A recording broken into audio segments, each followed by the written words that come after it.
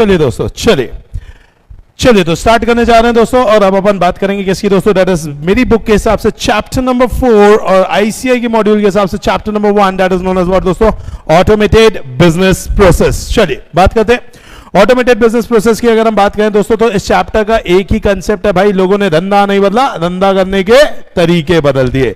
तो पहला कंसेप्ट तो ये जानना होगा कि भाई ये बिजनेस प्रोसेस क्या होता है। What do you mean by business process? तो इट मींस व्हाट दोस्तों, set of all those activities that is done in order to accomplish a goal, that is known as what दोस्तों, business process. तो business process का मतलब क्या हो जाता है दोस्तों, वापस से बोलेंगे, set of activity that will accomplish a specific organizational goal.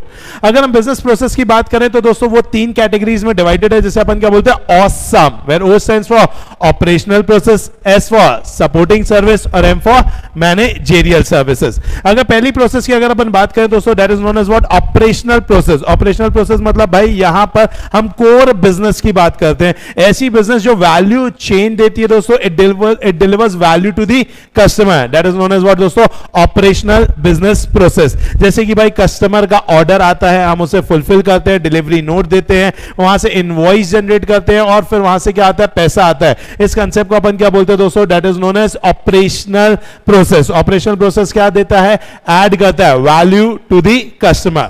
Talking about next concept, that is known as supporting process. Supporting process मतलब हम यहां पे बात करते हैं किसकी, ह्यूमन रिसोर्सेस की। आज ह्यूमन रिसोर्सेस को रिक्रूट करने का जो काम है, ह्यूमन रिसोर्सेस को मैनेज करने का जो काम है, वो किस में आता है दोस्तों, सपोर्टिंग प्रोसेस में आता है। It provides a back support to the core process and functions within the organization. And next आ जाता है दोस्तों, that is known as managerial process, जो कि बात करता है दोस्तों, it measures, monitor, control activities related to business procedure. तो बिजनेस प्रोसीजर की एक्टिविटीज को मॉनिटर करना, मेजर करना, कंट्रोल करना, ये किसका काम होता है दोस्तों, मैनेजरियल प्रोसेस का। जैसे कि बजटिंग करना, विजन बनाना, मिशन बनाना, ये सब किसके अंतर्गत आएगा दोस्तों, मैनेजरियल प्रोसेस। तो अभी हमने समझा किसके बारे में दोस्तों, बताइए, बिजनेस प्रोसेस के बारे में। अब हम आ रहे हैं बहुत ही इंपॉर्टेंट कंसेप्ट के ऊपर, that is known as what दोस्तों, automated business process. Okay, what do you mean by automated business process? आखिर ये ऑटोमेटेड बिजनेस प्रोसेस क्या है दोस्तों? तो यहां पर अपन ने समझा था कि भाई लोगों ने धंधा नहीं बदला, धंधा करने के तरीके बदल दिए।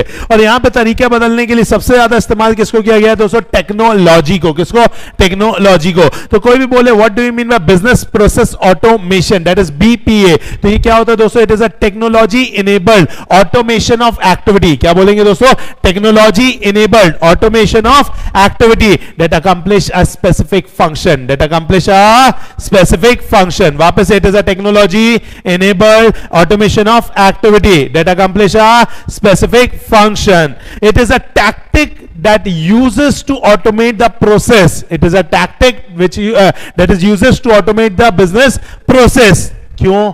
ताकि हम ऑपरेट कर पाए effectively and efficiently. This concept is known as what दोस्तों, बीपीए। अब बीपीए के ऑब्जेक्टिव के बारे में अगर अपन बात करें तो क्या है दोस्तों, that is CIAT, confidentiality, integrity, availability, timeliness. तो बोला जाता है कि भाई जो भी है डेटा होना चाहिए, वो डेटा सिर्फ उसी को ही मिले जिसके पास उस डेटा को देखने का अधिकार है। कॉन्फिडेंशियलिटी, अनऑथराइज अमेंडमेंट या चेंजेस ना हो पाए। इंटीग्रिटी, डेटा अवेलेबल हो व्हेन आस्क्ड फॉर, अवेलेबिलिटी, और डेटा जो है वो राइट टाइम पे राइट पर्सन के पास अवेलेबल हो जाए, दैट इज टाइमलीनेस। ओके भाई, अगर अपन बात करें बेनिफिट्स की कि भाई आप बीपीए करते हैं तो उसके क्या बेनिफिट्स होते हैं दोस्तों, तो वो अपन ने पढ़ा था, reduce cost, reduce time, reduce turn around time, reduce cost, reduce time, reduce turn around time, quality efficiency governance, quality efficiency governance, reduce cost. भाई आज कॉस्ट क्या हो जाएगी, रिड्यूस हो जाएगी। क्यों रिड्यूस हो जाएगी? जब आप ऑटोमेट करेंगे बिजनेस के प्रोसेस को, तो भाई आप रिसोर्सेस को ज्यादा यूज करेंगे कि कम यूज करेंगे? कम मनी लगेगा, कम ह्यूमन रिसोर्स लगेगा, कम जगह लगेगी। आज ऑनलाइन क्लास लेने के लिए क्या मुझे बहुत बड़ी बिल्डिंग की जरूरत है क्या? इतनी बड़ी बिल्डिंग जिसमें मैं बैठा हूं, क्या इसकी जरूरत है कि ऑनलाइन लेने के लिए? Answer is no. तो अगर मैं अपने धंधे को ऑटोमेट कर दूं, ऑनलाइन ला दूं, तो आप मुझे बताइए भाई मुझे रिसोर्सेस की जरूरत कम पड़ेगी, तो रिड्यूस कॉस्ट। दूसरा हो जाता है दोस्तों क्या, रिड्यूस टाइम। रिड्यूस टाइम कैसे भाई? आज एम्प्लॉय जो भी काम करने में मैनुअली टाइम लगाता है, ऑटोमेशन से वो काम आसानी से और जल्दी हो जाता है, तो उसे अपन बोलते हैं reduce time.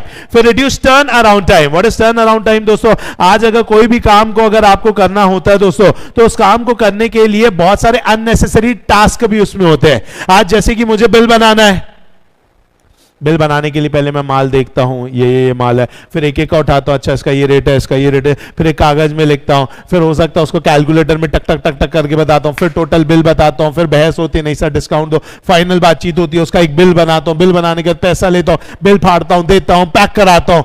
So much of unnecessary steps यार, क्यों मैं देख रहा हूं ऐसा एक एक और फिर लिख रहा हूं। भाई उठाया बारकोड रीडर, अपन ने उसके सामने क्या किया, अभी बिग बाजार वगैरह में जाते हो बारकोड रीडर भी नहीं उठाते, स्क्रीन लगी हुई है, उसी के सामने लगते टक, उसके सामने रखा टक, उसके सामने रखा टक। आप मुझे बताइए वो चार चीजों को पैक करने के लिए मुझे टैग नहीं देखना पड़ता, फटाफट बारकोड से ही हो जाता है, अपने आप ऐड हो जाता है, जो डिस्काउंट देना दे देते हैं, पट्टे से बिल निकाला, भैया बिल पे करो, कैश ये लो और घर जाओ।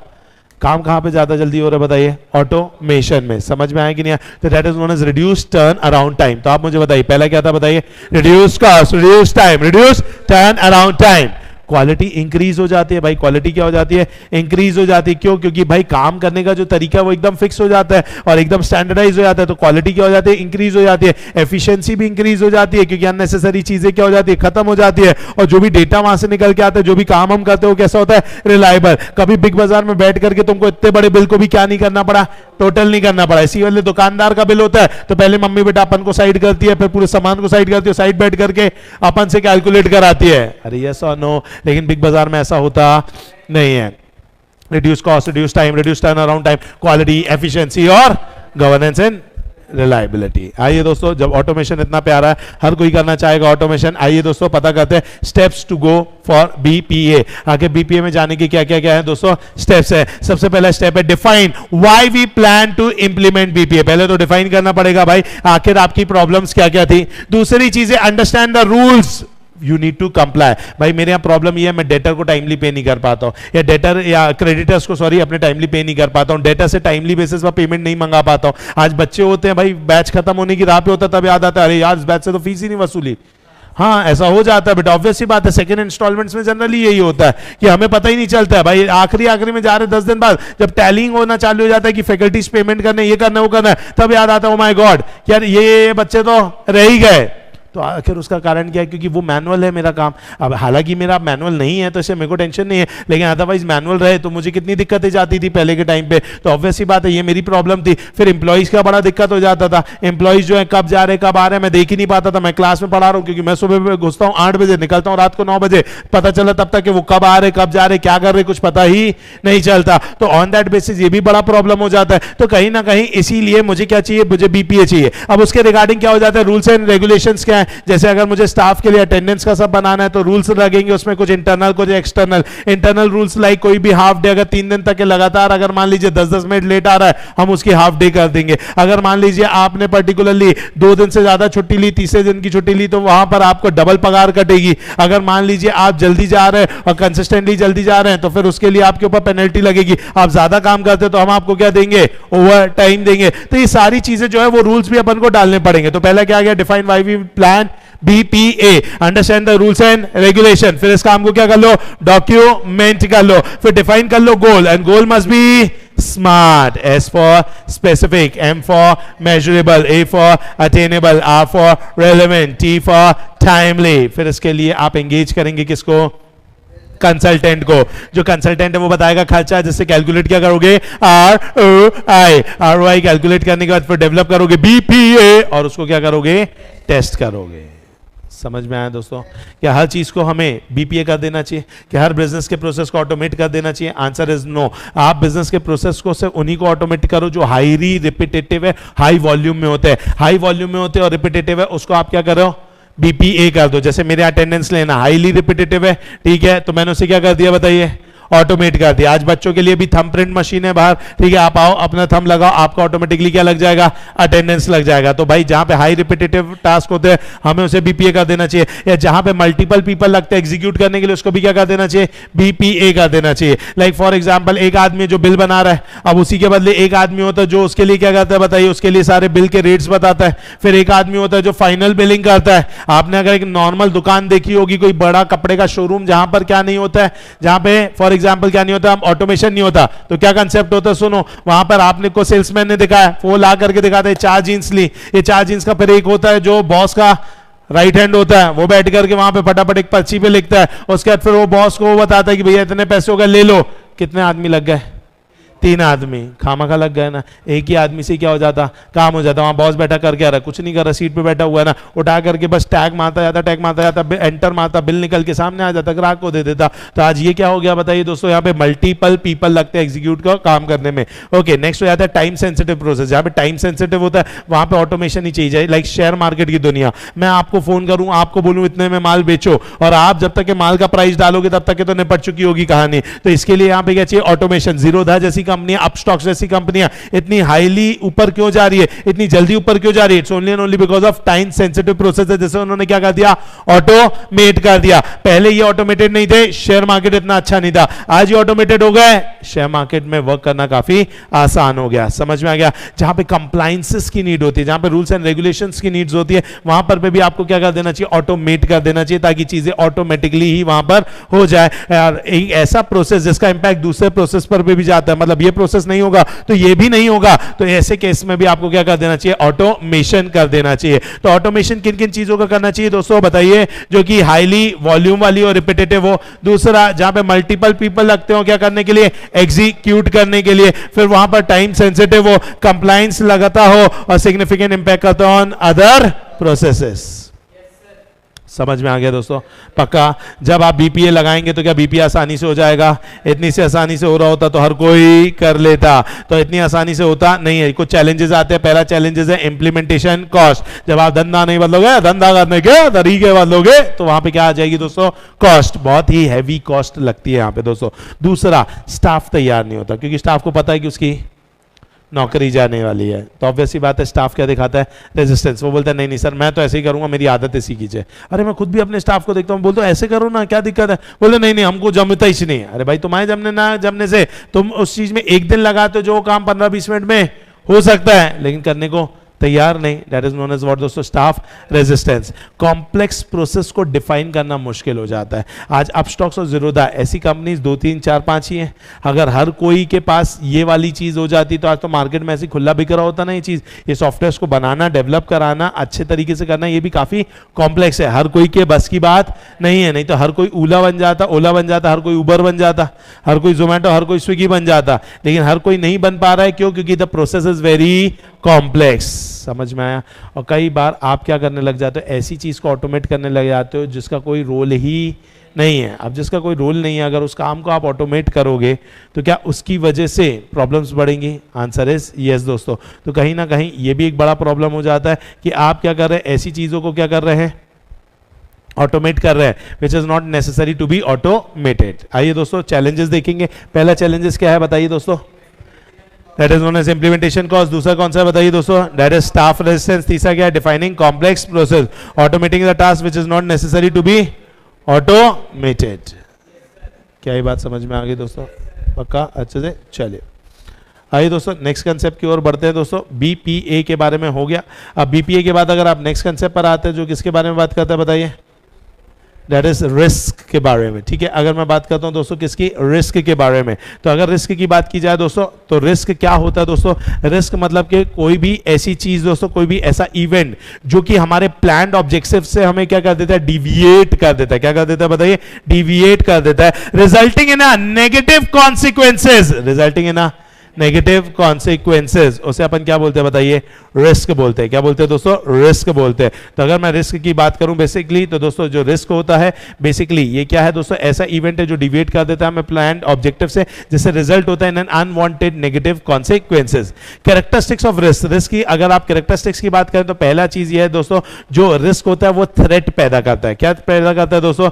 थ्रेट पैदा करता है। तो potential loss that exist as a result of threat.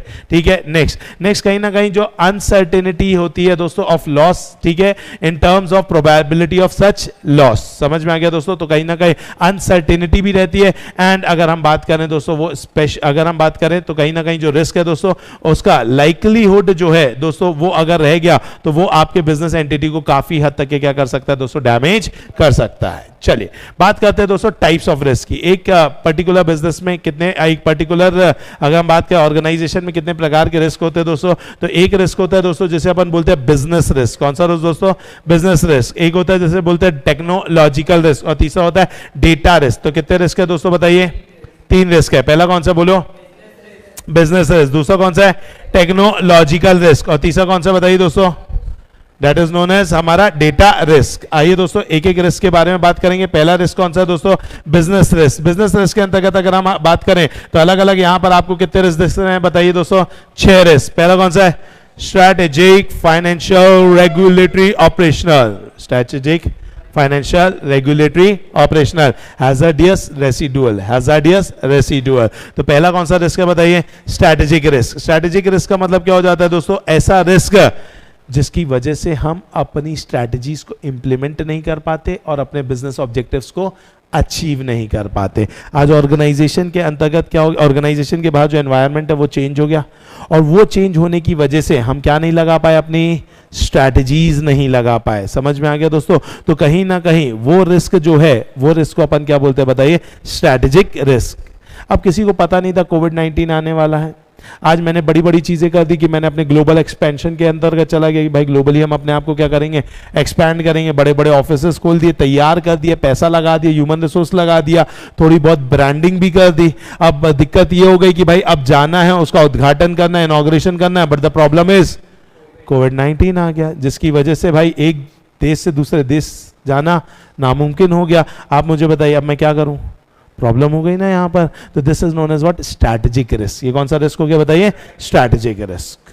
दूसरा रिस्क होता है फाइनेंशियल रिस्क। फाइनेंशियल रिस्क मतलब इस रिस्क की वजह से मेरा फाइनेंशियल रेशियोज जो है वो किस में चलेगा दोस्तों? नेगेटिव में चलेगा। किस में चलेगा बताइए? नेगेटिव में चलेगा।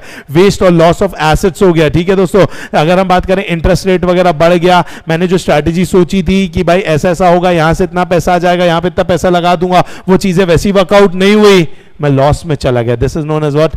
Financial risk. तीसरा रिस्क है regulatory risk. What is regulatory risk दोस्तों?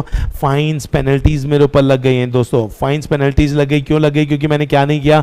लॉ, रूल्स एंड रेगुलेशंस का कंप्लायंस नहीं किया। That is known as regulatory risk. Modi ji बोलते गए जीएसटी भरो, जीएसटी भरो, जीएसटी भरो, हमने जीएसटी नहीं भरा। समझ में आया? अब उसका एंड रिजल्ट क्या हुआ? मेरे को पेनल्टी लगी 300%, 400% मुझे क्या पे करनी पड़ गई? पेनल्टी पे करनी पड़ गई। नेक्स्ट आ जाता है operational risk. What is operational risk दोस्तों? हम बिजनेस को इफेक्टिवली एंड एफिशिएंटली नहीं चला पा रहे हैं। That is known as what दोस्तों? Operational risk. सर क्या हो गया? आग लग गई। सर क्या हो गया? एम्प्लॉय मेरा कैमरा चोरी करके भाग गया बेटा, एम्प्लॉय मेरे प्रोजेक्टर भाग गए लेकर के बेटा, ठीक है, बच्चे बेंचेस लेकर के भाग गए। आप मुझे बताइए दोस्तों, अब यहां पे लॉस ऑफ एसेट्स हो गया है, आग लग गई है, यहां पे थेफ्ट हो गया है, जिसकी वजह से मैं क्या नहीं कर पा रहा हूं? ऑपरेशंस नहीं कर पा रहा हूं। Operational risk. फिर नेक्स्ट है कौन सा दोस्तों? Hazardous risk. हैजर्डियस रिस्क जैसे कि टाटा की ताज होटल में क्या हुआ? बम पड़ गए बेटा, ठीक है, गोलियां चल गई, ठीक है, एम्प्लॉइज का भी नुकसान हुआ, कस्टमर्स का भी नुकसान हुआ। This is known as what? Hazardous risk. समझ में आ गया? रेसिडुअल रिस्क मतलब मिसलेनियस। इन सारे रिस्क को छोड़ दो, बच्चा कोई भी जीवन में और रिस्क रह गया बेटा रिस्क, तो वो कौन सा रिस्क है बताइए? Residual risk. कितने रिस्क है बताइए? 3। पहला कौन सा है? Business risk. दूसरा कौन सा है? Technological risk. तीसरा कौन सा है? Data risk. उसके अंतर्गत पहला क्या पड़ा? बिजनेस। बिजनेस में कितने बताइए? 6। पहला कौन सा बताइए दोस्तों? Strategic risk, financial risk, regulatory risk, operational risk, hazardous risk और रेसिडुअल रिस्क। समझ में आ गया दोस्तों? पक्का? अच्छे तरीके से। चलिए नेक्स्ट अगर हम बात करेंगे दोस्तों, तो नेक्स्ट बात करेंगे अब किसके बारे में? That is about the technological risk के बारे में। चलिए बात करते हैं टेक्नोलॉजिकल रिस्क। टेक्नोलॉजिकल रिस्क मतलब यहां पे किसको लेकर के रिस्क है बताइए? टेक्नोलॉजी को लेकर के रिस्क है। जब मैं टेक्नोलॉजी की बात करता हूं ना, तो 2-3 चीजें तो आपको अपने आप ही आ जानी चाहिए। पहली चीज की जहां टेक्नोलॉजी है वहां पे डाउन टाइम आने के चांसेस है। जहां पे क्या है बताइए? टेक्नोलॉजी है, वहां पे डाउन टाइम आने के चांसेस है। तो वहां पर कौन सी रिस्क आएगी बताइए दोस्तों? Down time of technology. क्या आएगा बताइए दोस्तों? Down time of technology. दूसरी चीज हो जाती है दोस्तों ऑब्सोलीन्स ऑफ टेक्नोलॉजी। क्या आ जाता है? ऑब्सोलीन्स ऑफ टेक्नोलॉजी। मतलब वो टेक्नोलॉजी क्या हो गई है? ऑब्सोलीट हो गई है। तो पहला क्या है? Down time of technology. दूसरा क्या है दोस्तों? ऑब्सोलीन्स ऑफ टेक्नोलॉजी। ओके। तीसरा अगर मैं बात करूं दोस्तों, तो मल्टीपल सिस्टम। क्या होना बताइए दोस्तों? Multiple system. तो मल्टीपल सिस्टम की वजह से भी क्या आ जाती है दोस्तों? वहां पे प्रॉब्लम आ जाती है, क्योंकि हमारे यहाँ पे अगर बहुत सारे सिस्टम होते हैं तो वो दिक्कत क्रिएट कर देता है। तो वहां पर आ जाती है वो टेक्नोलॉजी, वहां पर that is multiplicity of what दोस्तों? सिस्टम। समझ में आया कि नहीं आया? पक्का? कितना हो गया बताइए? 3। कौन कौन सा हो गया बताइए? पहला हो गया डाउन टाइम ऑफ टेक्नोलॉजी, दूसरा हो गया हमारा obsolescence of technology, multiplicity of system. ये सिस्टम किससे खरीदते हो? वेंडर से। किससे? वेंडर से। तो dependence on vendor, dependence on vendor. फिर डिपेंडेंस ऑन वेंडर के बाद वेंडर रिलेटेड रिस्क भी होते हैं। क्या होते हैं दोस्तों? कुछ वेंडर रिलेटेड रिस्क भी होते हैं। क्या ये बातें समझ में आ रही है दोस्तों? पक्का? आइए वापस से आते हैं। कितने हो गए बताइए? 5। पहला कौन सा है दोस्तों? Down time of technology. उसके बाद हो जाता है क्या? Obsolescence of technology. फिर हो जाता है मल्टीप्लिसिटी ऑफ सिस्टम। सिस्टम से याद आएगा वेंडर, तो डिपेंडेंस ऑन वेंडर। और उसके बाद हो जाता है वेंडर रिलेटेड रिस्क। क्या आ जाता है दोस्तों? Vendor related risk. Very good. Next हो जाता है दोस्तों, जैसे अपन बोलते हैं दोस्तों, that is known as what? External threat. किसके बारे में बात करेंगे आप दोस्तों? बताइए। External threat. What do mean by external threat दोस्तों? जो बाहर से आता है, जो बाहर से आता है उसे अपन क्या बोलते हैं दोस्तों? External threat. अच्छा, और बाहर से आता है कोई भी तो दो तरीके से आता है। एक तो अंदर घुस जाएगा ऐसा, और एक आएगा किससे? हवाओं के रास्ते। हवाओं के रास्ते मतलब किससे? सोशल मीडिया या फिर सोशल ये जो साइट्स होती है, वेबसाइट्स होती है, इन तरीकों से आ सकता है। जैसे अपन बोलते हैं new social engineer fraud to acquire confidential information. आज हमारी कॉन्फिडेंशियल इंफॉर्मेशन को क्या किया जाता है? हमसे चुरा लिया जाता है। तो ये क्या है दोस्तों? बताइए दोस्तों। That is new social engineer fraud to acquire confidential information. Okay, external fraud भी हो गया। अब किसके बारे में बात करेंगे? इंटरनल फ्रॉड के बारे में। Intentional act of internal employees. क्या बोलेंगे? Intentional act of internal employees. And last but not least segregation of duties. Last but not least segregation of duties. क्या बोलते पब्लिक? पक्का? तो पहला मुझे बताइए क्या हुआ? Down time of technology, obsolescence of technology, multiple system, dependence on vendor, vendor related risk, external threat, फिर social engineering fraud to acquire confidential information, intentional act of the internal employees, segregation of duties. नहीं आया? आ गया? पक्का? चलो, तो ये चीज हो गई दोस्तों हमारी, दैट इज ये। अब डाउन टाइम ऑफ टेक्नोलॉजी क्या समझाना आपको दोस्तों कि भाई टेक्नोलॉजी डाउन टाइम हो जाती है। चलो इसको छोड़ते हैं, अभी आगे बढ़ते हैं। नेक्स्ट आते हैं किसके बारे में दोस्तों? डेटा रिस्क के बारे में। डेटा रिस्क ये जो कि अपन ने पढ़ा है कहां पे दोस्तों? Information system and its component में दोस्तों। क्या था? Data diddling, worm, Christmas card, bomb, rounding down और सलामी टेक्निक्स। क्या बोलते हैं पब्लिक? समझ में आ गया? This is known as what दोस्तों? Type of risk. मुझे उम्मीद है समझ में आ रहा है। पक्का? अच्छे से? चलिए एक सेकेंड के लिए रुक रहे हैं हम दोस्तों, कुछ थोड़ा सा प्रॉब्लम आ रहा है। Just 1 second. वो कर दिया।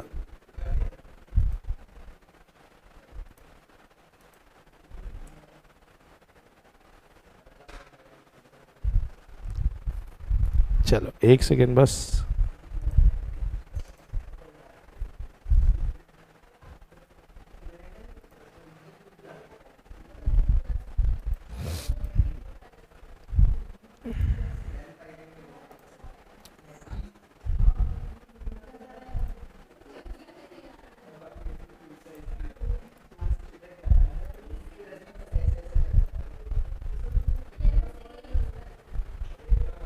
चलिए 1 मिनट बस हम कर रहे हैं। कुछ इंटरनेट कनेक्टिविटी में इशू आ गया शायद।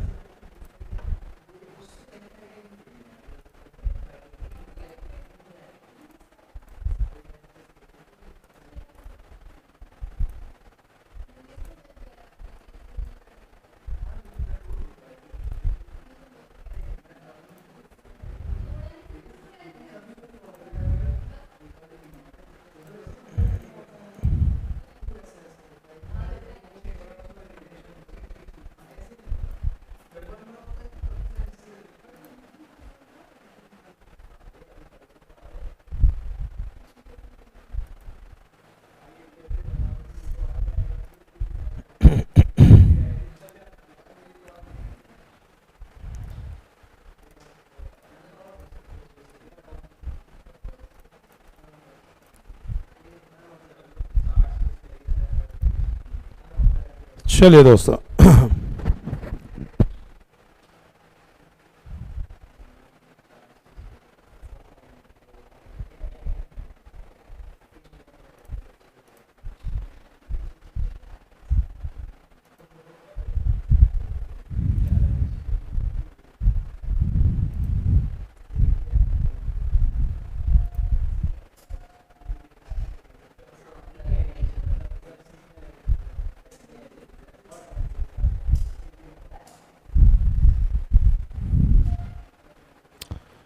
चलिए स्टार्ट कर रहे हैं पवन, स्टार्ट करें। ओके चलो 1 सेकेंड, इंटरनेट का कुछ इशू जा रहा है, बहुत सारे बच्चों को आ नहीं रहा है शायद तक है।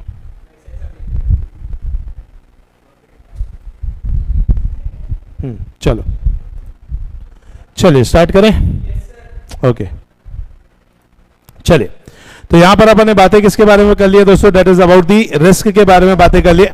अब रिस्क के बाद जो नेक्स्ट कंसेप्ट हमारे बीच में आता है दोस्तों, that is known as what दोस्तों, रिस्क का मैनेजमेंट।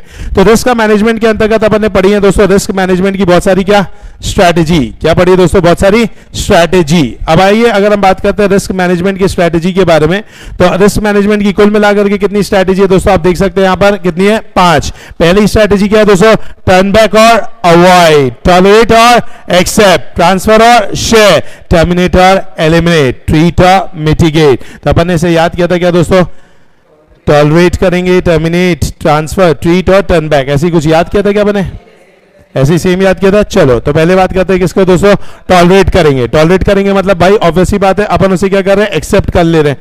ठीक है भाई कि भाई इतना रिस्क है, अपन इसे क्या करेंगे, एक्सेप्ट करने को तैयार है, कोई दिक्कत नहीं है। क्योंकि प्रॉब्लम ये है कि इस रिस्क पर जितना कंट्रोल लगाएंगे उससे अच्छा ये रिस्क हो जाने दो, हमें कंट्रोल लगाने में ज्यादा नुकसान होगा, ज्यादा कॉस्टली होगा, चीज खराब भी हो गई, कोई दिक्कत की बात नहीं है। That is known as what दोस्तों, टॉलरेट। नेक्स्ट क्या हो जाता है दोस्तों, that is known as terminate. Terminate मतलब कि उसे एलिमिनेट करेंगे। एलिमिनेट करने के लिए अपन क्या करेंगे दोस्तों, अच्छे से अच्छा कंट्रोल लगाएंगे, अच्छे से अच्छा कंट्रोल लगाएंगे ताकि अपन उसे क्या कर पाए दोस्तों, एलिमिनेट कर पाए। नेक्स्ट हो जाता है भाई रिस्क को क्या करना, ट्रांसफर करना। क्या करना दोस्तों, ट्रांसफर करना। ट्रांसफर कैसे करेंगे बताइए दोस्तों, दैट इज अपन उठा करके उस रिस्क के लिए किसी और को जिम्मेदार कर देंगे, लाइक इंश्योरेंस कंपनी। आज अगर मेरा फॉर एग्जाम्पल फोन गिरता है, आज मेरा अगर आईपैड टूटता है तो कोई दिक्कत की बात नहीं है, insurance company will bear the losses. तो वो क्या हो जाता है बताइए दोस्तों, that is known as transfer करना। उसके बाद हो जाता है क्या करना दोस्तों, करना टर्मिनेट करना। व्हाट इज टर्मिनेट करना दोस्तों, दैट इज एलिमिनेट करना। एलिमिनेट मतलब कि क्या हो जाएगा दोस्तों, यहां पर ये तो हो गया ना, सॉरी। फिर नेक्स्ट क्या है दोस्तों, दैट इज ट्रीट करना। ट्रीट करना मतलब कि उसके लिए सुटेबल कंट्रोल्स वगैरह को क्या करना दोस्तों, लगाना। और नेक्स्ट क्या है दोस्तों, टर्न बैक और avoid. What is turn back और अवॉइड दोस्तों, अवॉइड करने का मतलब क्या हो जाता है, इग्नोर करना। ठीक है, क्योंकि कहीं ना कहीं अगर हम बात करें दोस्तों तो हम उसे इग्नोर ही करें, इज्जत ही नहीं कर रहे उस रिस्क की। ऐसा नहीं है कि हम बेसिकली इज्जत क्यों नहीं कर रहे, क्योंकि उस पर कोई मतलब ही नहीं है ना लगाने का। तो कई चीजें ऐसी होती है जिसको अपन को छोड़ना ही पड़ता है। अब ये इनहेरेंट है, मान लो 500 बच्चों का बैच, अब एक तो बच्चा नहीं पढ़ रहा है, तो क्या उस एक बच्चे के चक्कर में 499 बच्चों का खराब किया जाएगा? आंसर इज नो ना। अब उसको क्या करना पड़ेगा, अवॉइड ही करना पड़ेगा। ठीक है भाई, वो अनॉमली टाइप का है, उसका कुछ किया जा नहीं सकता, उसको क्या करना पड़ेगा, अवॉइड ही करना पड़ेगा। तो अगर अपन बात करेंगे दोस्तों, या तो फिर क्या करेंगे दोस्तों बताइए, टॉलरेट करेंगे, टर्मिनेट करेंगे, ट्रांसफर करेंगे, ट्रीट करेंगे या टर्न बैक करेंगे। समझ में आ गया दोस्तों? हाँ वही, वैसे ही मैंने कुछ बनाया था, या तो एक्सेप्ट कर लो, या तो टर्मिनेट कर लो, ट्रांसफर कर लो, ट्रीट कर लो, टर्न बैक कर लो, ऐसे ही कुछ बनाया था। अच्छा यही था क्या? ओके, क्योंकि वो समय इंस्टेंट बनाया था। आइए तो याद आ गया दोस्तों, रिस्क मैनेजमेंट स्ट्रेटेजीज के अंतर्गत अपन ने पढ़ा था दोस्तों, या तो एक्सेप्ट कर लो, या तो एलिमिनेट कर लो, या तो ट्रांसफर कर लो, ट्रीट कर लो, टर्न बैक कर लो, ट्रांसफर कर लो, ट्रीट कर लो, टर्न बैक कर लो। समझ में आ गया दोस्तों? पक्का? This is known as risk management strategies. Okay, next आते दोस्तों, अब किसके बारे में बात करेंगे दोस्तों, that is ERM, enterprise risk management. Enterprise risk management नाम से समझ में आ रहा है, पूरे एंटरप्राइज में जो रिस्क है उसको अपन को क्या करना है, मैनेज करना है। ये मैनेज इसीलिए करना है ताकि हम रिस्क को टॉलरेंस लेवल पर ले पाए, एक्सेप्टेबल लो लेवल पर नहीं। कहां पर लेकर के आए, टॉलरेंस लेवल पर ले आए। ठीक है, तो ERM इज द स्ट्रेटेजी जो कि फ्रेम किसके द्वारा की जाएगी, बोर्ड ऑफ डायरेक्टर्स के द्वारा, ताकि वो टॉलरेंस लेवल पर रिस्क को ले आ पाए और अपने बिजनेस के ऑब्जेक्टिव्स को अचीव कर पाए, अपने बिजनेस के ऑब्जेक्टिव्स को अचीव कर पाए। समझ में आ गया दोस्तों? ERM करने के लिए अगर हम बात करें दोस्तों, तो ERM के लिए पहली चीज हम पढ़ने जा रहे हैं, what are the benefits of ERM। ERM के क्या क्या दोस्तों, क्या है बेनिफिट्स हैं। तो ERM के अपन ने बेनिफिट्स देखे हुए थे दोस्तों, क्या क्या बेनिफिट्स है बताएंगे। सबसे पहला क्या दिया हुआ है, setting up the risk appetite, better risk response, management of interrelated risk, better capital allocation, strategic management, utilize opportunity, avoid threat and growth। इसको अपन ने क्या किया था, याद भी किया था। अब जैसे ही अगर अपन बेनिफिट्स ऑफ ERM की बात करें, तो सबसे पहली चीज अपन ने समझी थी कि भाई ERM मतलब किसकी बात हो रही है, रिस्क की।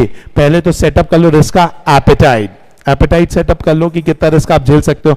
अब जितना रिस्क झेलोगे उसके बाद बचे हुए रिस्क को क्या करना पड़ेगा, रिस्पॉन्ड करना पड़ेगा। अच्छा, रिस्पॉन्ड करना पड़ेगा तो रिस्क आपको याद है कि भाई रिस्क इंटरनल रिस्क भी होते हैं, तो रिस्क सिर्फ एक्सटर्नल नहीं होता, तो मैनेजमेंट करना पड़ेगा इंटरनल रिस्क का भी। तो बताइए कितने हो गए कुल मिलाकर के, बताइए 3। पहला क्या हो गया, setting up risk appetite, better risk response, management करना इंटरनल रिस्क का भी। अब ये सब करने के लिए क्या लगेगा, पैसा, बेटर कैपिटल एलोकेशन। फिर अब ये रिस्क को जब तुम कम कर लोगे तो तुम क्या अचीव करना चाहते हो, अपने बिजनेस का ऑब्जेक्टिव। अब बिजनेस का ऑब्जेक्टिव से तुम्हें ध्यान आना चाहिए क्या, स्ट्रैटेजिक मैनेजमेंट। स्ट्रैटेजिक मैनेजमेंट क्या बात करता है, utilizing the opportunity, avoiding the threat and aligning the growth.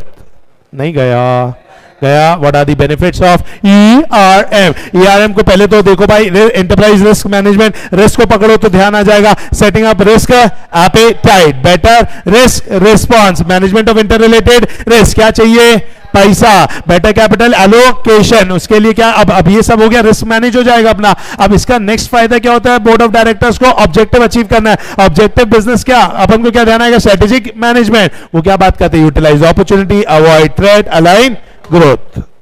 समझ तुम्हें पक्का। चलिए दोस्तों, अगर हम बात करें, नेक्स्ट आते हैं दोस्तों, नेक्स्ट बात करते हैं किसके बारे में, कंपोनेंट्स के बारे में। कंपोनेंट्स ऑफ व्हाट दोस्तों, कंपोनेंट्स ऑफ ERM। ERM के क्या क्या कंपोनेंट्स है दोस्तों, आइए बात करते हैं ERM के कंपोनेंट्स के बारे में। आइए कंपोनेंट्स ऑफ ERM में अगर हम बात करें दोस्तों, तो आप देख सकते हैं कुल मिलाकर के कितने कंपोनेंट्स है, बताइए 8 कंपोनेंट है। पहला कंपोनेंट है इंटरनल एनवायरनमेंट। पहला क्या है बताइए, इंटरनल एनवायरनमेंट। फिर है एंटिटी का ऑब्जेक्टिव इवेंट का आइडेंटिफिकेशन, एंटिटी का ऑब्जेक्टिव इवेंट का आइडेंटिफिकेशन। इस बार क्वेश्चन आ सकता है, ये what are the components of ERM। एकदम फेवरेट्स टाइप के क्वेश्चन है, 8 नंबर के लिए आते हैं, ठीक है। तो what are the component of ERM, तो एकदम याद करना पड़ेगा। ERM मतलब एंटरप्राइज की बात हो रही है, उसके कंपोनेंट पूछ रहे हैं, तो एंटरप्राइज मतलब पहले तो इंटरनल एनवायरनमेंट हो गया, फिर हो गया एंटिटी का ऑब्जेक्टिव, इवेंट का आइडेंटिफिकेशन, रिस्क का असेसमेंट, रिस्क का रिस्पॉन्स, रिस्क का असेसमेंट, रिस्क का रिस्पॉन्स। तो इंटरनल एनवायरनमेंट, एंटिटी का ऑब्जेक्टिव, एंटिटी का ऑब्जेक्टिव, इवेंट का आइडेंटिफिकेशन, रिस्क का असेसमेंट, रिस्क का response, control activity information monitoring, control activity information monitoring. आइए दोस्तों क्या क्या है बताइए। पहला क्या है, इंटरनल एनवायरनमेंट, फिर एंटिटी का ऑब्जेक्टिव इवेंट का आइडेंटिफिकेशन, एंटिटी का ऑब्जेक्टिव इवेंट का आइडेंटिफिकेशन, रिस्क का असेसमेंट, रिस्क का कंट्रोल, रिस्क का असेसमेंट, रिस्क का response, control activity information and monitoring. अब इंटरनल एनवायरनमेंट में क्या बात करेंगे भाई, अपना माहौल कैसा, पहले तो ये जानो ना यार। तुम्हें रिस्क का कंपोनेंट समझना है ना, एंटिटी पूरे एंटरप्राइज का रिस्क का मैनेजमेंट का कंपोनेंट समझना है। पहले समझो तुम्हारे का माहौल कैसा है, तुम लोग रिस्क को कैसा देखते हो, what is the philosophy regarding risk, how risk and controls are viewed. जैसे यार कई लोग रिस्क को कोई मानते ही नहीं ना, कुछ छपरी दिखते ही है बेटा, यहाँ पे एकदम विली करके जा रहे हैं, एकदम फटाक से ऐसा उठा करके जा रहे हैं। आप देख लो गाड़ी निकालते तो पता है वो गाड़ी ऐसे 80 की स्पीड पे लेके जाएंगे, भले ही आगे जाके 20 पे चले जाएंगे, लेकिन यहां से उठाते कैसा है 80 टाइप। अब आप मुझे बताइए, वो ऐसे ही लगता है ना कि बस वो मौत को ही क्या कर रहे हैं, बुलावा दे रहे हैं। तो उनको भाई क्या नहीं है, उनको बेसिकली क्या नहीं है बताइए, उनको कोई मतलब ही नहीं है रिस्क से। तो वैसे ही सबका रिस्क को लेकर के अलग अलग रहता है। अभी आपको पता है एग्जाम देने जा रहे हो, बहुत आराम से जाते हो, आप पता ही है आपको एग्जाम देने आना है, बहुत आराम से आना है, कहीं कुछ भी दुर्घटना नहीं होनी चाहिए। 6 महीने की दिक्कत हो जाएगी, पिछले भी और अगले भी, समझ में आएगी नहीं है तो दिक्कत है ना, पिछले 6 महीने की मेहनत गई, अगले 6 महीने क्या इंतजार रह जाएगा। तो इसीलिए दोस्तों, तो आप वहां पे रिस्क की आप वहां पे रिस्क देखते हो कि भैया नहीं अच्छे से जाना है। उस समय पर जनरली पेरेंट्स होते हैं जो बोलते हैं कि भैया हम छोड़ने जाएंगे, जनरली ऐसा। मेरे पापा ने तो मुझे हर एग्जाम तक छोड़ा है, सीए फाइनल के एग्जाम में भी पापा प्रतीक भैया को छोड़ने गए थे, समझ में आ रहा, मतलब ऐसा था, क्योंकि वो रिस्क ही नहीं लेते थे। समझ में आएगी नहीं आए, तो ये वाली कहानी हो जाती है। तो पहला क्या है, इंटरनल एनवायरनमेंट समझो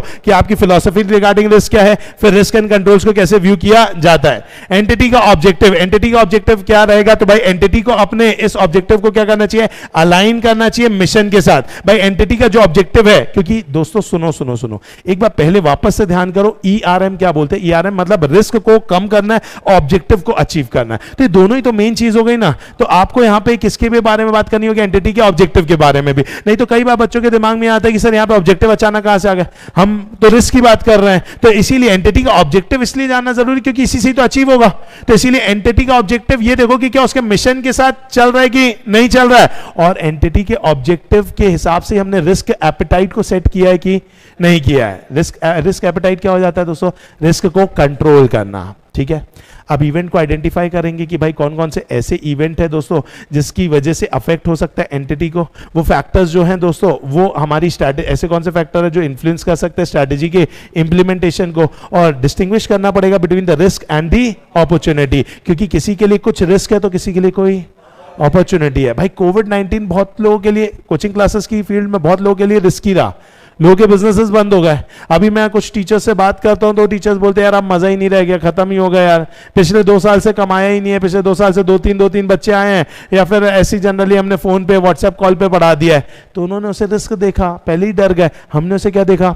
अपॉर्चुनिटी। थोड़ा खर्चा किया, स्टूडियो सेटअप किया, आज हम ऑल ओवर दी इंडिया के बच्चों को पढ़ा पा रहे हैं। पिछले साल मैंने यूट्यूब लाइव कभी नहीं किया, अब यूट्यूब लाइव कर रहा हूं तो 100 क्रॉस, लाइक मेरा अगर देखा जाए सीए फाउंडेशन लॉ में हाईएस्ट 319 स्टूडेंट्स वर व्हाट दोस्तों वाचिंग माय लेक्चर। तो कहीं ना कहीं ये क्या है दोस्तों, आज हम पहुंच पाए ना यहां तक के, उसका क्रेडिट किसको गया बताइए? कोविड-19 को। तो कोविड-19 मेरे लिए क्या रहा? अपॉर्चुनिटी। मैंने उसे पकड़ा, कई लोगों ने उसको रिस्क की तरह देखा, घर पे चले गए, आया कि नहीं आया। तो इवेंट का आपको क्या करना पड़ेगा? आइडेंटिफिकेशन। तो आइडेंटिफाई पोटेंशियल इवेंट, ऐसे कौन से फैक्टर जो इंप्लीमेंटेशन को प्रॉब्लमेटिक कर सकते हैं, एंड डिस्टिंग्विश करना सीखो between the risk and the opportunity. फिर है भाई रिस्क का क्या? असेसमेंट। रिस्क का असेसमेंट मतलब कि भाई आप रिस्क को ये देखो कि भाई उसके होने के चांसेस कितने हैं, ठीक है, कितने हो सकते हैं, कैसे हो सकते हैं, ठीक है, और उसका कितना इंपैक्ट पड़ सकता है। तो वो हो जाता है रिस्क का क्या दोस्तों? असेसमेंट। समझ में आ गया। फिर आ जाता है रिस्क का रिस्पॉन्स। आपको रिस्क को रिस्पॉन्ड करना होगा। रिस्क को रिस्पॉन्ड करना है तो सिर्फ उतना ही रिस्पॉन्ड करना है जिससे वो कहां तक आ जाए? एक्सेप्टेबली टॉलरेबल लेवल तक आ जाए। समझ में आ गया? तो एक्सेप्टेबली टॉलरेबल लेवल तक क्या आ जाए, अपन को कोशिश यही करनी होगी। That is known as what दोस्तों? रिस्क का रिस्पॉन्स। तो select a set of action to align tolerance and appetite. फिर अपन को लगाना है कंट्रोल। कंट्रोल लगाने के बाद ये भी तो देखना होगा कि कंट्रोल अच्छे से काम कर रहे हैं कि नहीं कर रहे हैं। उसके बाद इंफॉर्मेशन जो है वो अपन को सभी को बतानी पड़ेगी। It is needed at all level. की कम्युनिकेशन नहीं होगा तो आप तो जानते ही दोस्तों काम ही नहीं हो पाएगा। एंड लास्ट वन, सब चीजें सही चल रही है कि नहीं, उसके लिए क्या हो जाती है? मॉनिटरिंग। एंड बिकॉज सही नहीं चलेंगे, एनवायरमेंट में चेंज आएगा तो अपन को उसको भी चेंज करना पड़ेगा। तो what are the components of ERM? Internal environment, entity का ऑब्जेक्टिव, इवेंट का आइडेंटिफिकेशन, रिस्क का असेसमेंट, रिस्क का response, control activities, information and communication, और लास्ट में मॉनिटरिंग। मेरे को तो याद हो गया, हो गया। चलो भाई, ग्रेट, समझ में आया। This is all about what दोस्तों? ERM। मुझे उम्मीद है आपको समझ में आ गया होगा दोस्तों, पक्का। चलिए अब बात करेंगे दोस्तों कंट्रोल्स को लेकर के। कंट्रोल्स में यहाँ पे 2 कंट्रोल है। आईटी कंट्रोल, आईटी कंट्रोल के अंतर्गत 2 कंट्रोल है, ITGC, ITAC। ITGC बोले तो इंफॉर्मेशन टेक्नोलॉजी जनरल कंट्रोल, और एक है application related control. Application related control वैसे भी अपन ने कहां पढ़ेंगे? Information system and its component में पढ़ेंगे। तो अगर अपन बात करें इंफॉर्मेशन टेक्नोलॉजी जनरल कंट्रोल, तो इसके अंतर्गत अगर हम बात करें तो क्या क्या हो जाता है, ध्यान से देखेंगे दोस्तों। इसके लिए भी अपन ने बनाया हुआ था, याद होगा, मासी का बैकअप। हाँ, वैसे ही कुछ बनाया था अपन ने, लेकिन वो मैंने यहाँ से डिलीट कर दिया। ओहो, एक सेकंड रुकेंगे। नहीं, वो डिलीट करके मैंने फिर मंगाया भी था। चलिए just a second, just a second. मैंने एकदम लास्ट में किया था। चलिए भाई, अगर हम बात करें दोस्तों तो यहाँ पर आप देखेंगे तो हमने यहाँ पर ये रहा दोस्तों, आप देख सकते हैं यही किया था M3 S3, नहीं ये क्या लिखा हुआ है, यही था क्या? चलो MA M3 यही था ना, ठीक है, हाँ ओके ठीक है। चलो आ जाओ। तो अगर अपन बात करें दोस्तों तो बेसिकली अगर हम बात करेंगे इंफॉर्मेशन टेक्नोलॉजी जनरल कंट्रोल की, तो इंफॉर्मेशन टेक्नोलॉजी जनरल कंट्रोल के अंतर्गत अपन ने देखा था यहां पर मासी का बैकअप, मल्टीपल कुछ था, याद करो, हाँ मासी का बैकअप यूजर ट्रेनिंग था। चलिए आइए दोस्तों, तो मासी के अंतर्गत अपन ने पहली चीज पढ़ी थी भाई क्या? Managing system acquisition, management of system acquisition, change management, monitoring of application, तो मुझे बताएंगे 3 एम है, पहला का एम कौन सा है, management of system acquisition, change management, monitoring of application. A for acquisition administration, समझ में आ गया दोस्तों, पक्का। उसके बाद था हमारा कौन सा, एस में पहला क्या था, इन सिक्योरिटी पॉलिसी, सिक्योरिटी, फिर क्या था, सर्विस लेवल अग्रीमेंट की सेपरेट की आईटी फंक्शन, तो क्या था, M3A/S3 याद आ रहा है, और I3 याद आ रहा है। आइए वापस से आ जाते हैं दोस्तों, क्या क्या था, पहला management of system acquisition, change management, monitoring of application, फिर ए से क्या था, ए से था एडमिनिस्ट्रेशन, एक्सेस एंड ऑथेंटिकेशन, ऐसे याद करेंगे, मैनेजमेंट, एक्सेस एंड ऑथेंटिकेशन, समझ में आ गया। फिर था हमारा कौन सा दोस्तों, डेट इज नोन एज एस से हमारा क्या था बताइए, सिक्योरिटी, फिर क्या था हमारा दोस्तों, that is service level agreement, separate की आईटी फंक्शन, फिर आई से हमारा क्या था बताइए, implementation of software, confidentiality, integrity, availability, timeliness, incidence response, फिर क्या था, इंसिडेंस रिस्पॉन्स, फिर उसका था backup recovery business continuity, backup recovery business continuity and user training. क्या बोलते दोस्तों, पक्का अच्छे तरीके से। तो आइए दोस्तों एक बार चेकआउट कर लेते हैं दोस्तों, हम यहाँ पर अपने पेज के हिसाब से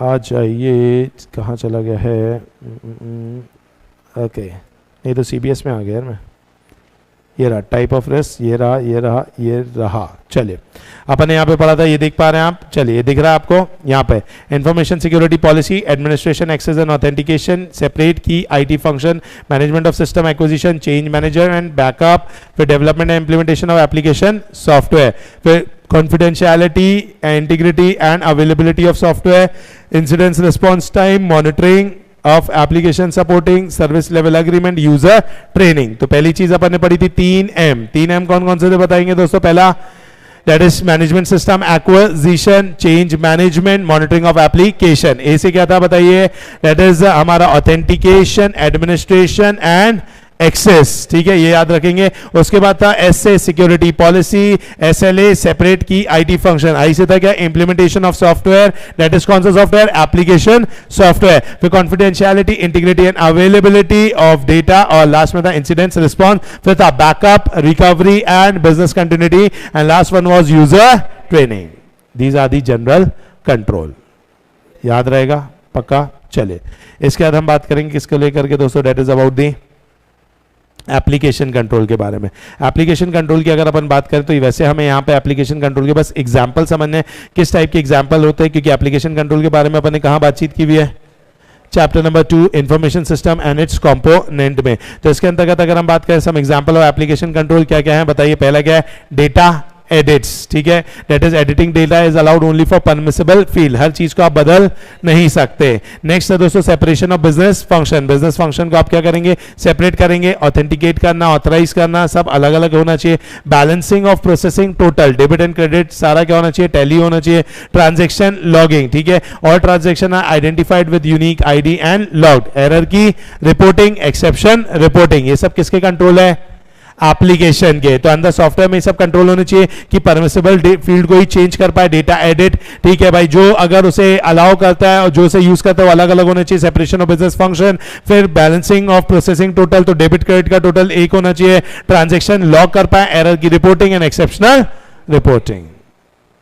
समझ में आ गया दोस्तों पक्का। चलिए नेक्स्ट चीज अपन ने पढ़ी थी दोस्तों क्या, that is known as what, key indicator of effective IT control. एक इफेक्टिव आईटी कंट्रोल के की इंडिकेटर क्या है दोस्तों, तो पहले चीज यही है दोस्तों, एक अच्छे आईटी कंट्रोल में एबिलिटी होनी चाहिए to execute and plan new work. क्या होना चाहिए दोस्तों, ability to execute and plan new work. Okay, जो भी हमारे आईटी रिलेटेड प्रोजेक्ट्स होंगे that are delivered on time and within budget. क्या होना चाहिए, development projects are delivered on time and within budget. Ability to allocate resources predictability, ठीक है, consistent availability and reliability of information in IT service, clear communication to management, ability to protect against new vulnerability, efficient use of customer support and high end security awareness on the part of the user. तो एक अच्छा IT control में क्या क्या की indicator है, मतलब जब अच्छा IT कंट्रोल देखते हो तो तुम्हें वहां पे क्या क्या देखने को मिलता है. जब इस तरीके से सोचोगे ना तो अपन इसको थोड़ा सा चेंज करते हैं. हमें क्या क्या देखने को मिलता है? पहला ये देखने को मिलता है कि भाई वहां पे सिक्योरिटी अवेयरनेस अच्छी है.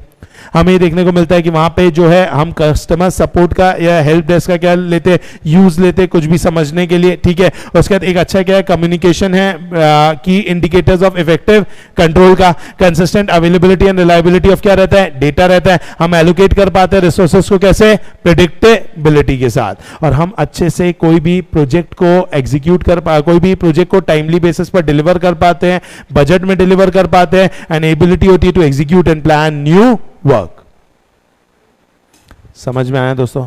पक्का अच्छे से. दीज आर दी की indicator of effective IT control. Okay.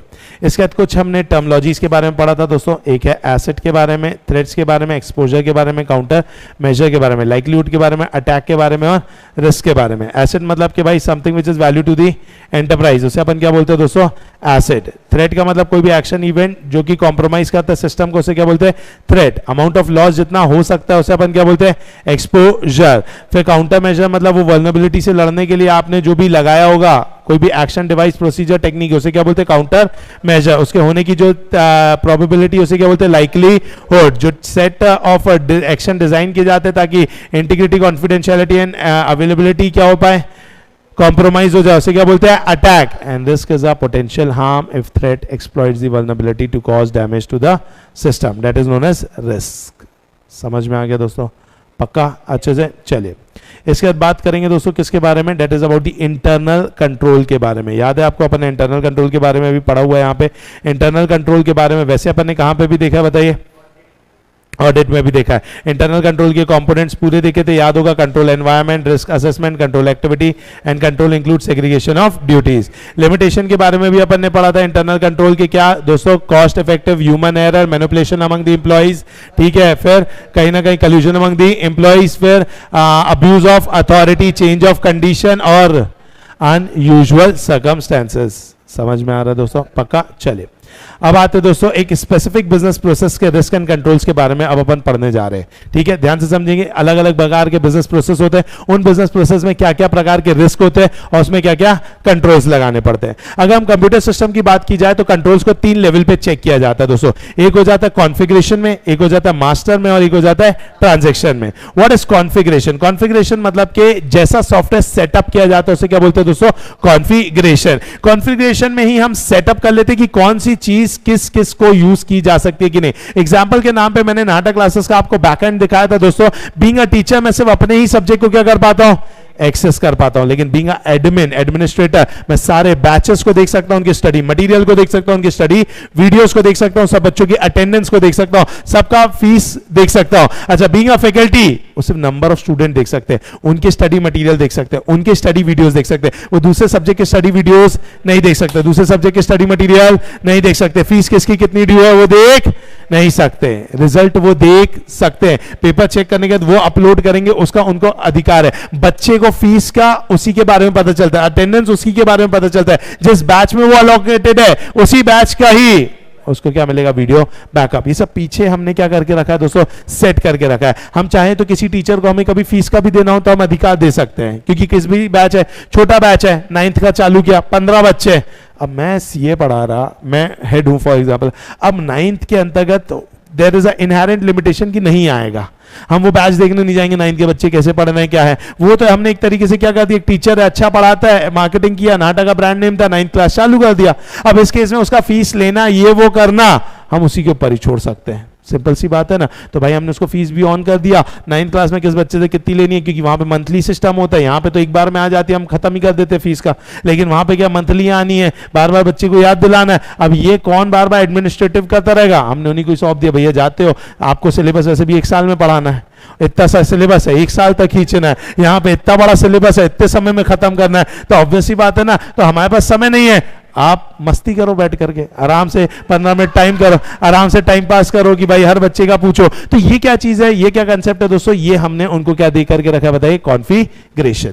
अरे आया कि नहीं आया दोस्तों, पक्का अच्छे तरीके से। चलो नेक्स्ट अगर अपन बात करें दोस्तों तो ये हो जाता है कॉन्फ़िगरेशन। उसके बाद क्या, मास्टर। मास्टर मतलब कि भाई जैसे कि फॉर एग्जांपल जो डेटा बनता है, ठीक है, जो हमारे यहाँ पर जैसे कि डेटर्स के पूरे नाम मास्टर है, स्टूडेंट्स के मेरे पूरे नाम मास्टर है। फॉर एग्जाम्पल जो मेरी फीस है जो बार बार चेंज नहीं होगी इंटर की, वो क्या है, मास्टर है। सब्जेक्ट मेरे पूरे मास्टर्स है क्योंकि वो चेंज होते नहीं है। फिर ट्रांजैक्शन मतलब उस पर जो भी अगर एक्चुअल ट्रांजैक्शन जो हम एंटर करते हैं दोस्तों, ठीक है, वो हो जाता है ट्रांजैक्शन वाला पार्ट। आपने फीस पे किया, फर्स्ट इंस्टॉलमेंट मैंने डाल दिया, ट्रांजैक्शन वाला पार्ट। सेकंड इंस्टॉलमेंट दिया, वो डाला, ट्रांजैक्शन वाला पार्ट। समझ में आ गया, पक्का। चलिए अब risk and control objective for various process, procedure to pay. Procedure to pay के अंदर, प्रोसीजर टू पे नहीं होगा बेटा, परचेज टू पे होगा, ठीक है। दैट इज परचेज टू पे की अगर अपन बात करें। अब परचेज टू पे की अगर अपन बात करते हैं दोस्तों, तो यहां पर क्या क्या रिस्क हो सकते हैं, ध्यान से समझिए। जब मैं परचेज की बात करूंगा तो एक्चुअली में हम किसकी बात करेंगे, सप्लायर के बारे में। मास्टर डेटा में क्या आ जाएगा, सप्लायर। ध्यान से सुनेंगे दोस्तों, मास्टर डेटा में किसकी बात आएगी, सप्लायर की। तो हमें ये चेक करना होगा अनऑथराइज चेंजेस तो नहीं किया सप्लायर के मास्टर फाइल में, all valid changes are made. ऐसा तो नहीं कि डाला वैलिड चेंजेस डाला लेकिन इनपुट ही नहीं हुआ, प्रोसेस ही नहीं हुआ, या जो चेंजेस कर दिया वो तुमने गलत कर दिया, या फिर डिलीट क्या कर दिया, चेंजेस कर दिया, या वो सप्लायर की फाइल क्या नहीं है, अप टू डेट नहीं है। समझ में आया। तो unauthorised changes to supplier master file, या फिर डाला लेकिन वो क्या नहीं हुआ, इनपुट एंड प्रोसेस नहीं हुआ। डाला प्रोसेस तो हुआ लेकिन काफी लेट हुआ, या फिर करेक्ट नहीं हुआ, या अप टू डेट नहीं है। इसका कंट्रोल क्या है, ये अगर रिस्क है तो उसी का ही विरुद्ध उसका क्या है, कंट्रोल है। समझ में आ गया, पक्का। तो अगर लाइक ये नहीं पढ़ोगे तो फेल हो जाओगे, तो पास होने के लिए क्या करना है, पढ़ना है। बहुत सिंपल है दोस्तों, तो यही चीज है, ठीक है। Unauthorised changes to supplier master file, only valid changes must be made. All changes to the supplier master file are not input, तो भाई all changes should be input and processed. All are not changes to the master file are not correct, changes to the master file are accurate. Simple, समझ आया। अब transaction में क्या होता है, transaction में ये चीज नहीं होती है, ठीक है। यहां पे ले लीजिए, एक और चीज है, अच्छा वो अभी मेसी कंडीशन में चल 5 मिनट दीजिए बस। हाँ चले, अगर नेक्स्ट अगर अपन बात करें दोस्तों ट्रांजैक्शन की, अगर हम बात करें तो ट्रांजैक्शन में क्या है, ट्रांजैक्शन में भाई ये है कि भाई जो रिस्क और कंट्रोल में क्या हुआ भाई, आपने अनऑथराइज परचेज रिक्विजिशन को ऑर्डर आर ऑर्डर्ड, या परचेज ऑर्डर को आपने क्या नहीं किया, एंटर नहीं किया करेक्टली, या परचेज ऑर्डर आपने इनपुट नहीं किया, या फिर अमाउंट जो है वो गलत डाल दिया, क्रेडिट नोट के एडजस्टमेंट्स आपने गलत डाल दिए, डिसबर्समेंट आपने अनऑथराइज सप्लायर को दे दिया। कितने याद करना है आपको, 5। समझ में आ गया। चले, यस यस यस, हाँ बिल्कुल। जो कॉमन है अभी आप नीचे पढ़ेंगे बहुत सारी चीजें आपको क्या दिख जाएंगी दोस्तों, कॉमन, तो वो आप कॉमन कॉमन कर सकते हैं, कोई दिक्कत की बात नहीं है। चलिए, क्या ये बात समझ में आ गई दोस्तों, पक्का। आगे बढ़े, चलिए नेक्स्ट है दोस्तों order to cash. Order to cash मतलब जब आप गुड्स को ऑर्डर करते हैं कि आता है, बोलो ना, ऑर्डर करते हो कि आता है, आता है, वेरी गुड। जब ऑर्डर हमारे पास आता है और उसके बाद हम भेजते हैं और हमें वहां से क्या मिलेगा, कैश। तो पहला यहाँ पे प्रोसेस क्या होता है, सेल्स एंड मार्केटिंग, ऑर्डर का फुलफिलमेंट होता है, मैन्युफैक्चरिंग होती है, रिसीवेबल होता है। समझ में आ गया। अब अगर हम बात करें इसके अंतर्गत क्या क्या हो सकता है, जल्दी से देखेंगे दोस्तों। पहला, कस्टमर की फाइल जो है मेंटेन प्रॉपरली नहीं थी, चेंजेस उसके अंतर्गत आपने नहीं किए, या किए तो प्रोसेस नहीं हुए, या फिर वो एक्यूरेट नहीं हुए, टाइमली मैनर पे नहीं हुए, अप टू डेट नहीं है। समझ में आया, वही कॉमन हो गया। फिर orders are process exceeding the credit limit, या फिर मैनेजमेंट जो है अप्रूव नहीं किया था, जो ऑर्डर का प्राइस है अप्रूव नहीं किया, ठीक है। कैंसिलेशन को इनपुट नहीं किया, डेटा की एंट्री ट्रांसफर नहीं हुई, इनवॉइस जो जनरेटेड है अनऑथराइज्ड टर्म्स में हुआ, इनवॉइस जो है not accurately calculated, are not recorded in the system, are recorded in the wrong period. समझ में आ गया। इन्वेंट्री की अगर अपन बात करें तो यहाँ पे 3 चीजें हैं, ऑर्डरिंग फेज, प्रोडक्शन फेज और फिनिश गुड्स स्टेज। समझ में आ गया। अब मास्टर का इन्वेंट्री जल्दी से आप एक बार देखेंगे क्या दिया हुआ है दोस्तों, यहां पर फास्ट देखो,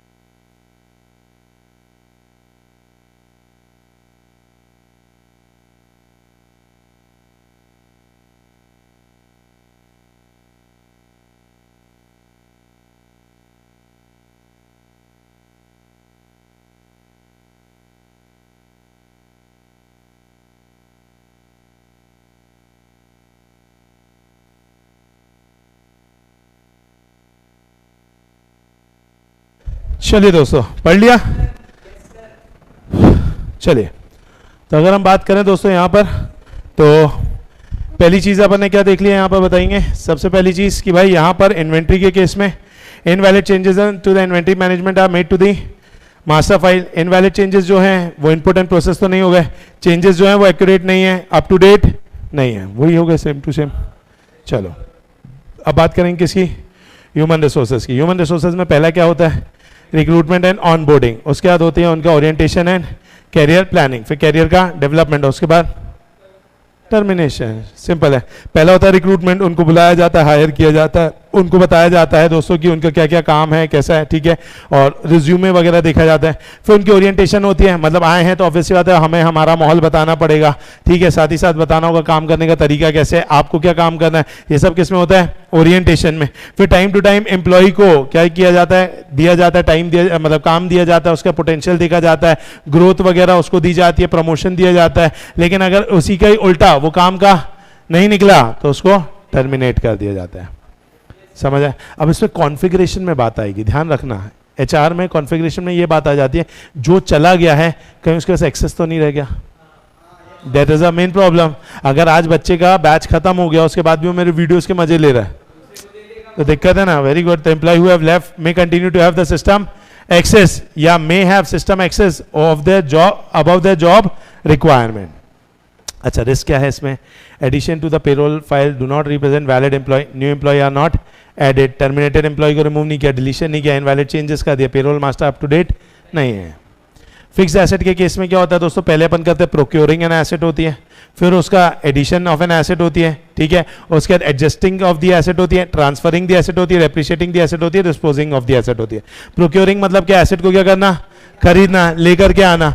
अच्छा, दूसरी चीज क्या हो जाती है उसके बाद? फिर उसमें रजिस्टरिंग और एडिंग। एडिंग मतलब कि भाई ऑब्वियस ही बात है कि भाई उसका इनवॉइस आया तो अपन उसको बकायदा क्या करेंगे? एक्विजिशन डेट वगैरह के हिसाब से रजिस्टर वगैरह में अपन उसको क्या करते हैं? ऐड करते हैं। अच्छा, उसके बाद फिर क्या है दोस्तों? एडजस्ट किया जाता है। एडजस्टिंग मतलब कि भाई रिपेयर हुआ है उस पर या डेप्रिसिएशन हुआ है, वो सारा को चार्ज करके डाला जाता है। उसके बाद फिर ट्रांसफरिंग ऑफ द एसेट मतलब कि कई बार ऐसा हो जाता है कि यार ये न्यू ब्रांच है, ये अभी ये न्यू ब्रांच के अंतर्गत हमें खर्चा ज्यादा नहीं करना है, तो कोई पुरानी ब्रांच जो है वहां की एसेट अगर ऑब्सोलीट होती जा रही है तो यहां पे डाल दो अभी के लिए फॉर द टाइम भी। आज अगर मान लीजिए 4 नए एसी लगाने तो ऐसी ब्रांच में लगाओ ना जहां पर पोटेंशियल ज्यादा है, तो अपन क्या करें? यहां के एसी निकाल करके वहां लेकर के चले आए। अरे समझ में आया कि नहीं आया? पक्का। That is known as what? Transferring the asset. फिर depreciating the asset and disposing मतलब खत्म कर देना। इनवैलिड चेंजेस का दिए फिक्स्ड एसेट रजिस्टर में, वैलिड चेंजेस किए लेकिन इनपुट नहीं किए, एक्यूरेट नहीं किए, प्रॉम्प्टली प्रोसेस नहीं हुए, अप टू डेट नहीं है। समझ में आ गया? यस यस यस, हाँ ये आते ही हैं, मतलब क्या मजाक थोड़ी ना पागल। चलो चलिए नेक्स्ट अगर अपन बात करें दोस्तों रेगुलेटरी एंड कंप्लायंस रिक्वायरमेंट। अब आ रहे हैं मेन बात पर दोस्तों, काफी हो गई हमारी बीच का एक ऐसा वार्म अप सेशन। अब जो मेन बात पे आ रहे हैं रेगुलेटरी एंड कंप्लायंस रिक्वायरमेंट, तो यहाँ पर अगर हम बात करें तो भाई ऑब्वियसली बात है हमारे चैप्टर का नाम जो है दोस्तों वो क्या है? ऑटोमेटेड बिजनेस प्रोसेस, ठीक है।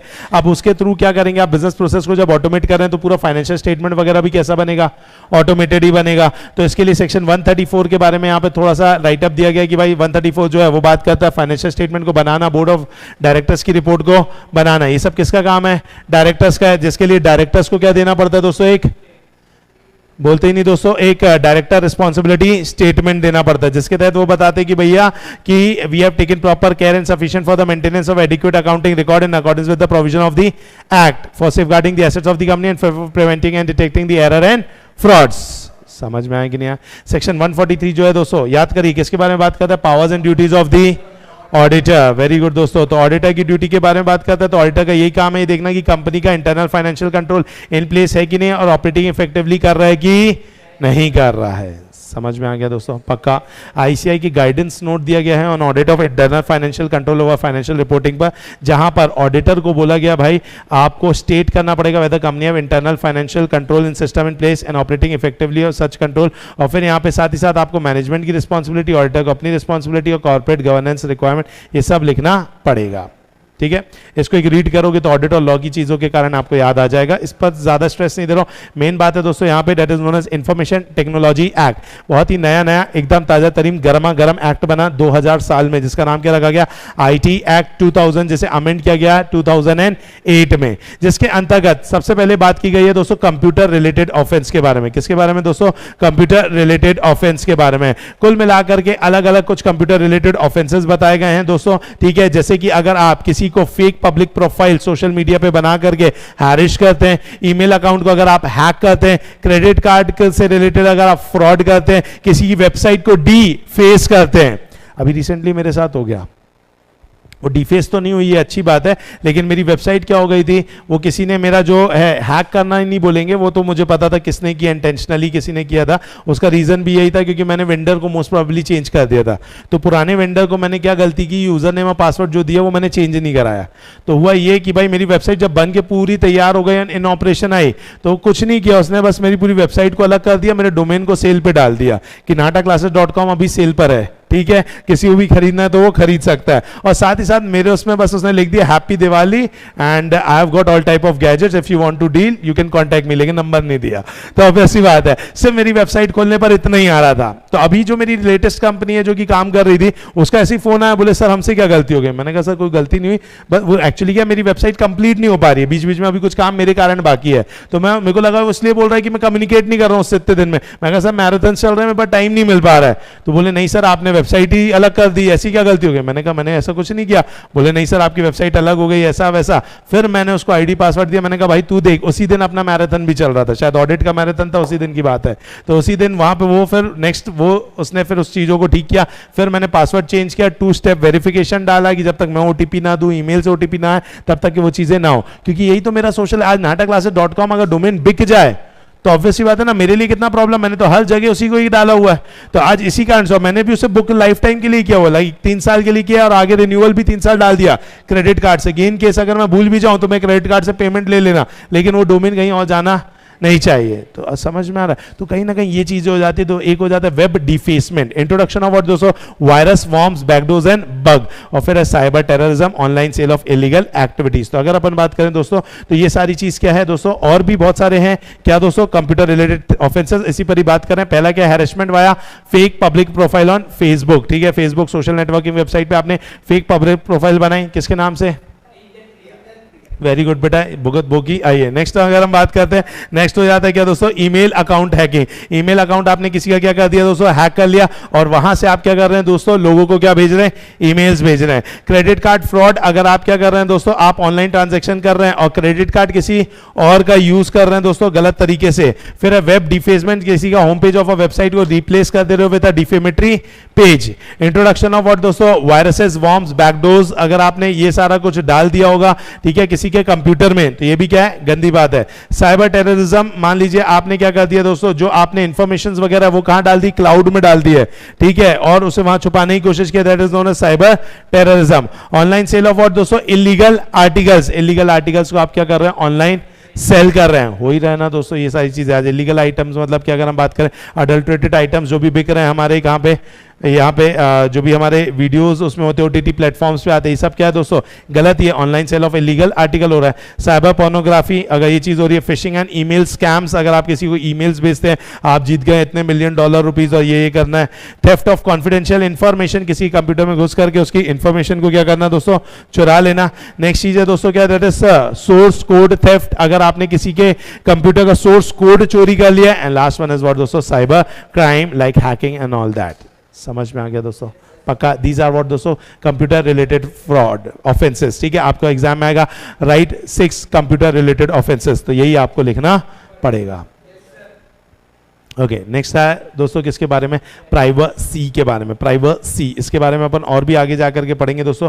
प्राइवेसी पॉलिसीज बनानी पड़ती है दोस्तों, किसको, कंपनीज को बनानी पड़ती है। ठीक है दोस्तों, और जब भी आप किसी की प्राइवेट इंफॉर्मेशन को लेते हैं, पर्सनल इंफॉर्मेशन को लेते हैं, तो ये इंफॉर्मेशन को लेने के बाद आप इसे शेयर नहीं कर सकते, और अगर शेयर करना है तो आपको पहले उसकी क्या लेनी पड़ेगी, कंसेंट या परमिशन लेनी पड़ेगी। समझ में आ गया दोस्तों, पक्का। चलिए अगर हम बात करें एसपीडीआई वही हो जाता है सेंसिटिव पर्सनल डेटा इंफॉर्मेशन। तो सेंसिटिव पर्सनल डेटा इंफॉर्मेशन की अगर हम बात करें क्या हो जाती है, information that relates to a natural person which either directly or in combination with other information available likely to be available with the body corporate is capable of identifying such person. मतलब कि आप उसके information ऐसी जिसको दो चार information को जोड़ तोड़ करके या अकेली वो इंफॉर्मेशन के तहत आप सामने वाले पर्सन को क्या कर सकते हो, आइडेंटिफाई कर सकते हो। उसे अपन क्या बोलते हैं दोस्तों, that is personal and sensitive personal data. जैसे कि उसकी physiological mental health condition, medical report history, biometric information, passwords, ये सब क्या हो जाता है दोस्तों, वो उसकी पर्सनल इंफॉर्मेशन हो जाती है।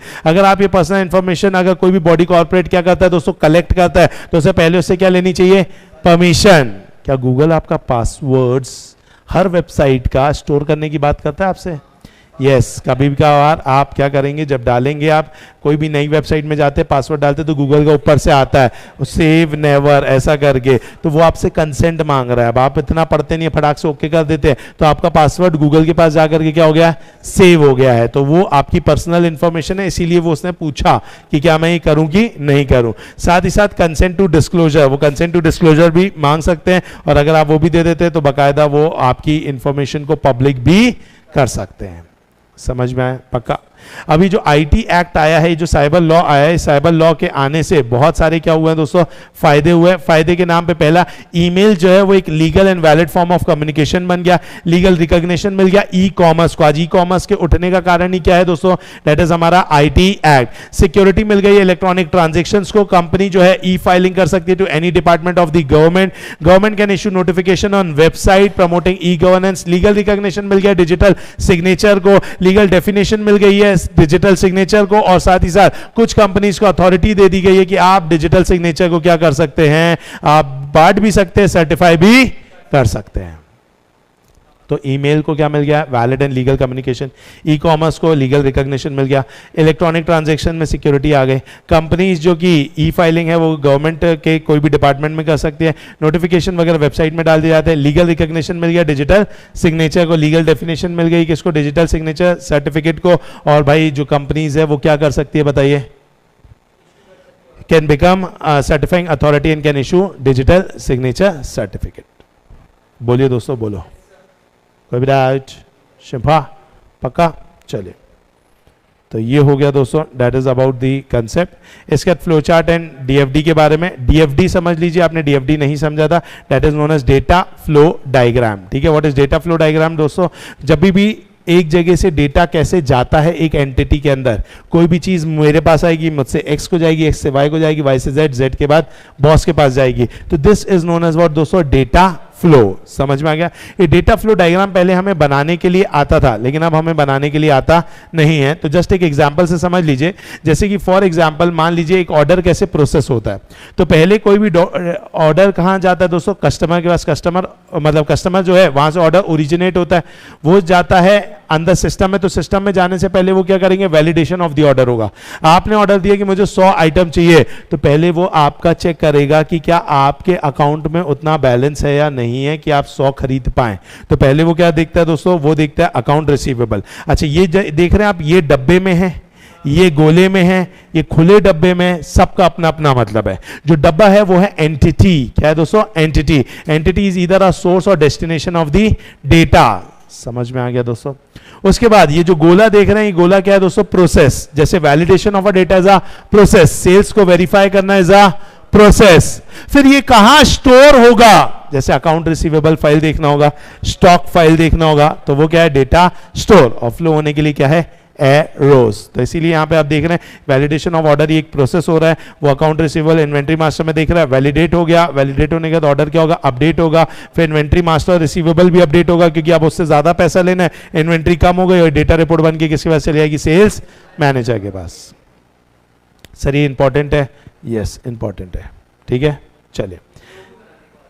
नहीं, फ्लो बनाने के लिए नहीं आएगा, सिर्फ आपको आएगा कि व्हाट आर दी, लाइक बता दो what are the basic element of DFD, what do you mean by DFD, ऐसा आ सकता है।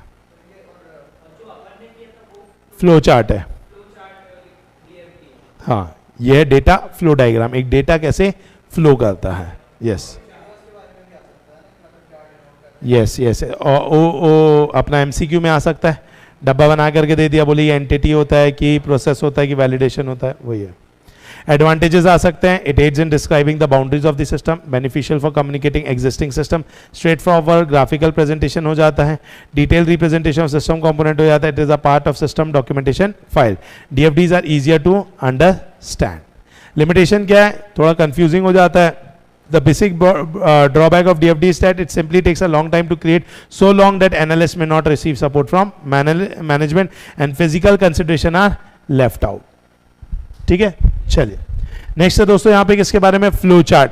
भाई फ्लो चार्ट आप जानते हैं ग्राफिकल टेक्निक होती है, ठीक है, which can be used by analyst to represent the input output and process. तीन प्रकार के फ्लो चार्ट होते हैं, एक होता है document flow chart, system flow chart, program flow chart. Document flow chart मतलब कि एक जगह से डॉक्यूमेंट एक जगह से दूसरी जगह कैसे जाता है उसका एक फ्लो चार्ट होता है, जो कि हमारे कोर्स का पार्ट नहीं है, बट हाँ सब समझना है कि होता है कुछ डॉक्यूमेंट फ्लो चार्ट। फिर एक होता है सिस्टम फ्लो चार्ट, सिस्टम के अंतर्गत चीजें कैसे अंदर से अंदर जाती हैं, जैसे भाई कोई भी चीज जो है वो रैम से फिर पर्टिकुलरली कहाँ जाएगी, हार्ड डिस्क में, हार्ड डिस्क से फिर कहाँ जाएगी, फिर वहां से मॉनिटर पे आएगी, वो सब है। यानी कि हो जाता है प्रोग्राम फ्लो चार्ट। जो हमने पढ़ा था वो कौन सा फ्लो चार्ट था, program flow chart. Program flow chart की अगर अपन बात की जाए तो इसके अंतर्गत बेसिकली लॉजिकल अरिथमेटिकल ऑपरेशन होता है, ठीक है, एंड वहां से आउटपुट निकलता है, ठीक है। अच्छा, बेनिफिट्स ऑफ फ्लो चार्ट आप जानते हैं, quicker grasp of relationship, effective analysis, communication हो पाता है, डॉक्यूमेंटेशन एंड एफिशिएंट क्या हो पाती है, कोडिंग। लिमिटेशन की बात की जाए तो कॉम्प्लेक्स है, मॉडिफिकेशन करने में जान पे आ जाती है। आपने खुद नहीं देखा, एक फ्लो चार्ट में अगर कुछ बनाना रहता है, मैं बोलता हूँ यहाँ से ये करो तो फिर पूरा मिटाना पड़ जाता है, तो मॉडिफिकेशन इज वेरी मुश्किल।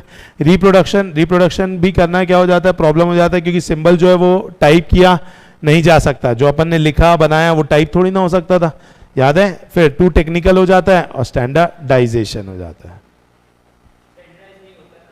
स्टैंडर्डाइज्ड हो जाता है ना, जैसे कि फॉर एग्जांपल आपको ऐसा ऐसा ऐसा ही बनाना है ना,